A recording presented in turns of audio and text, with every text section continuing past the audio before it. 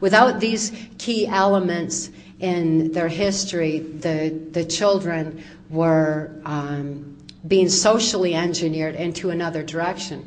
So we've got several generations now where this kind of social engineering has perpetuated through the school systems. Fortunately, there are a number of people who became aware of this, particularly when Bill Bennett was the Secretary of Education and had said that every child in this country should be taught by a Jesuit.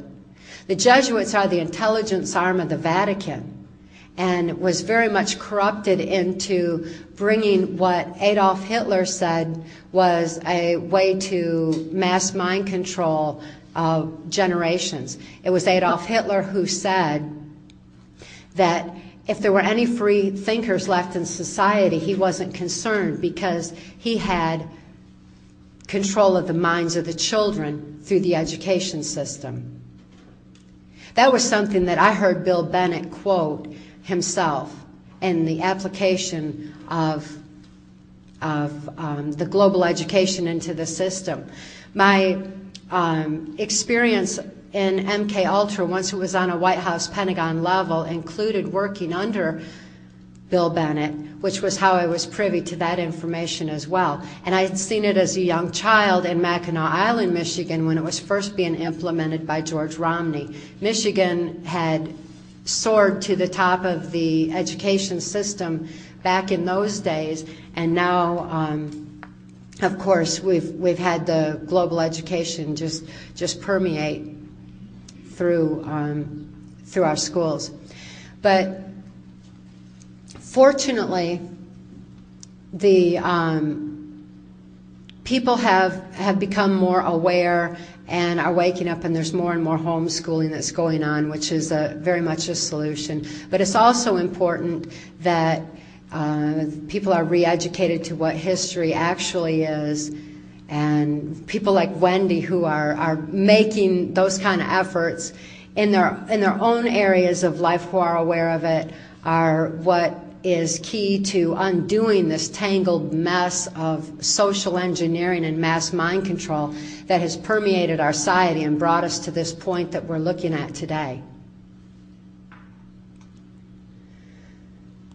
My owner in MK Ultra Mind Control was U.S. Senator Robert C. Byrd. Senator Byrd has been in office longer than I've been alive, and he's still in office today. He's been head of our Senate Appropriations Committee, which means that he decides how money is going to be spent, how it's going to be delegated, and he has made sure that more and more states' rights are lost in favor of federal intervention. And that was how global education was brought into the school systems, as states' rights were overridden. The last holdout for states' rights in the education system was in the state of Alabama under Governor Fob James, who said that the federal government has no business meddling in the minds of our children, and he turned down all federal funding in order to maintain freedom of thought, in order to maintain a base of truth in the history in the school systems.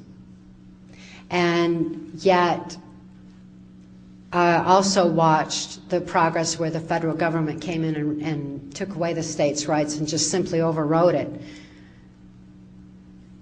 Based on what?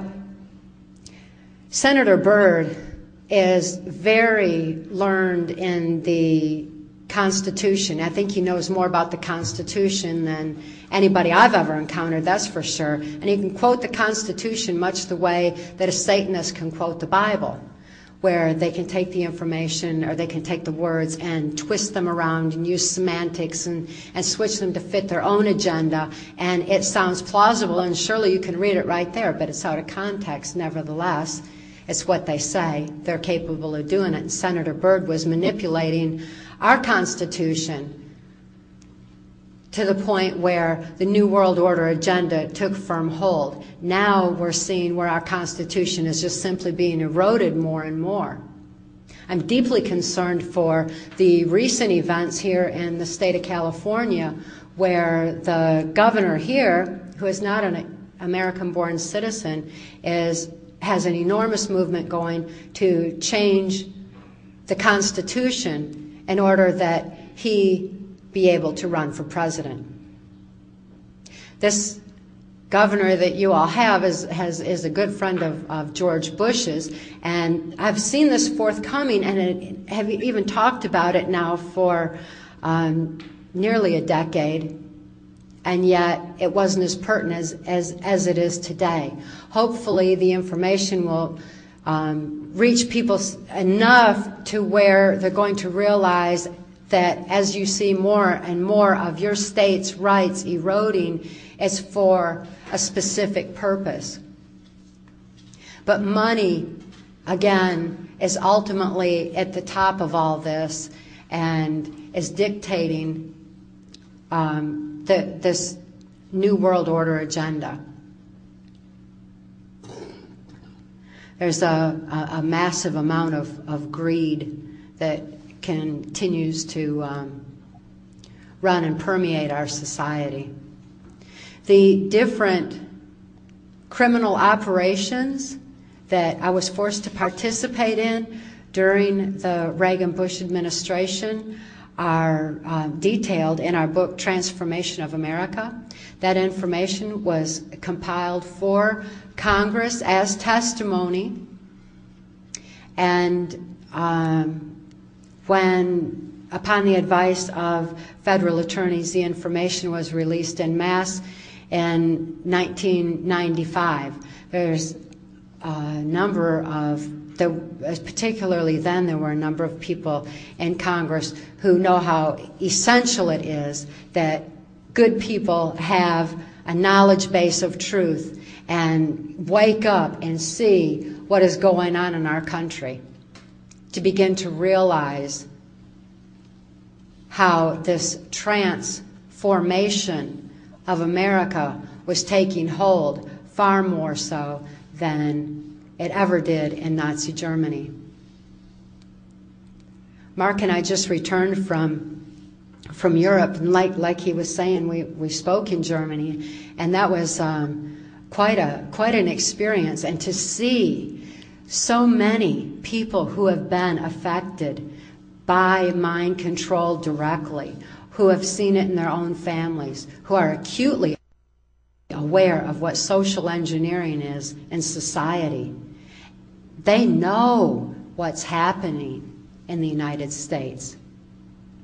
They've been talking about it for years that I'm aware of, particularly on the education aspect, because it was exactly what Hitler had implemented, and they were recognizing it. They were also recognizing the erosion of our medical system and how we were becoming more and more financially dependent in this state, and losing more and more of our individual rights to information control. But the compassion of people not only in Germany, but all over the world where Mark and I have been speaking out is very encouraging. To go outside this country, it's like a whole new world. I mean, it's such a privilege to see that people are awake and aware. They know what mind control is. They know that mind control has a firm grip on America right now, that there is a criminal faction in control of our government that is seeking to control the world. And it's inexcusable that we continue to follow leaders that we didn't elect. We know that these people that are in place right now weren't elected. They keep taking the elections. Consider that the electronic voting machines were manufactured by a key corporation that's one of the among the very, very few that are actually controlling the media. They also manufactured our voting machines. And Dick Cheney is associated with that corporation, much the same way he is with Halliburton.